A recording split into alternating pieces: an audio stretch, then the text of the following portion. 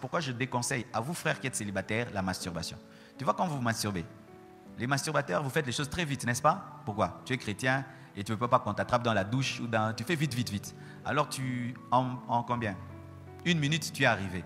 Ça fait quoi? Ton cerveau et ton corps s'habituent. 1 minute, tu arrives. Quand tu vas te marier, en 1 minute, tu y arriveras. Eh oui, parce que c'est ce que ton corps fait tous les jours. C'est-à-dire que ton corps est déjà mal habitué. C'est comme quelqu'un qui prend tout le temps du piment. Il prend tout le temps du piment. Il ne sent plus le piment. Tellement qu'il est habitué au piment, il ne sent plus le piment. Et toi maintenant, tu te masturbes tellement, tellement, tellement, mon frère. Alors, tu jouis vite.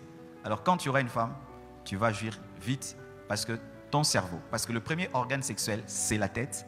Ton cerveau ne saura pas se discipliner pour attendre que l'autre. Parce que tu as fonctionné tellement comme un égoïste, et même avec ta femme, tu seras égoïste. Pareil aussi aux femmes. Les femmes, quand vous vous masturbez, voici le problème que vous créez. Parce que les hommes, quand ils sont au début de mariage, s'ils n'ont pas de l'expérience, ils ne savent pas comment on donne du plaisir à une femme. Ils ne savent pas. Au début du mariage, 1 année, 2 ans, c'est du tâtonnement. Il te fait du mal, il te fait du mal ou pas, bien, pas bien, bien, pas bien. Alors ça fait quoi? Toi maintenant qui t'es masturbé toi-même, tu te connais bien. Alors tu te donnes plus de plaisir toi-même qu'avec un homme. Ça va faire quoi? Avec l'homme, tu ne sens rien, tu attends qu'il finisse et après tu fais ça toi-même. Et tu deviens une femme qui se masturbe dans le mariage. Ça devient un péché. Et ça fait que tu ne jouis pas avec ton mari, tu jouis maintenant toute seule. Parce que les femmes, quand vous masturbez, c'est souvent c'est le clitoris. Parce que la femme a plusieurs sortes dans son corps des choses qui l'aident à avoir du plaisir. Le clitoris et tout le reste. Alors tu es tout le temps dans un orgasme qu'on appelle clitoridien. C'est-à-dire du clitoris, mais ton mari, lui, il est vaginal. Maintenant, il ne sait pas te donner du plaisir par le clitoris. Ça fera que tu peux faire 10 ans dans le mariage, tu n'as jamais joui parce qu'il ne touche pas là où toi tu te touches. C'est l'un des problèmes dans les couples parce que le corps humain est très Dieu, il est très intelligent. Amen. Hein? Alors arrêtez de vous masturber, vous êtes en train de détruire votre futur. Et si tu as vécu une vie de masturbation, dans les fiançailles, va le dire à ton fiancé. Papa, mon 10 ans, il y a masturbation. Oui, oui. Il faut dire, ah bon? Ainsi, il connaît déjà ta maladie. Et il peut maintenant aussi se conditionner par rapport à ça. Et aussi le mythe qu'il y a aussi par rapport au mariage. Vous voyez les gens montrent des films, lune de miel. C'était comment? C'était super. Sur 10 lunes de miel, 7 sont ratées. Il n'y a que 3 qui marchent. Mais les mariés ne vous disent pas. Ils disent danger, danger. Mais mon âme, yeah. Ouais, bah le banabangote. Ouais. Pourquoi la plupart des lunes de miel sont gâchées? Parce que, ce sont des personnes qui ne sont pas expérimentées. De 2, parce que la précipitation, le manque de maîtrise, mais aussi, on n'a pas tout dit à l'autre dans le domaine sexuel.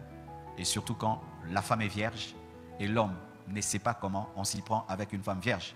Parce qu'il y a une manière de se prendre avec une femme vierge et une femme qui n'est pas vierge. Et il y a des hommes, tu étais un impudique dans le monde.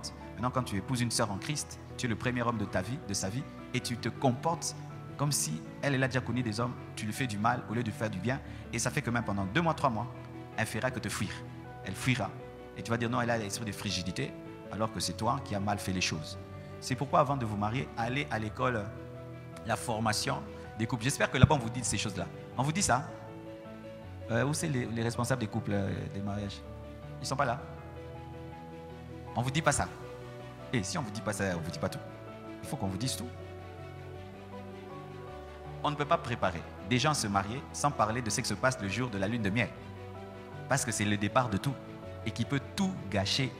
Même pendant 1 année. Tout gâcher. Tout gâcher. Par exemple, tu épouses un homme. Tu le trouves grand, costaud. Tu ne l'as jamais vu. Le jour-là, il enlève tout. Ha! Maintenant, tu ne sais pas comment on se comporte quand on voit qu'un homme n'est pas comme tu pensais. Bah, Moro, au baumier. Il y a une manière de savoir tout. D'autres, le jour-là seulement, ils n'arrivent pas. Et tu l'insultes. Au cookie l'ôté. Du coup, tu le pénalises. Et d'autres hommes qui insultent les femmes. Ton corps est sans mauvais.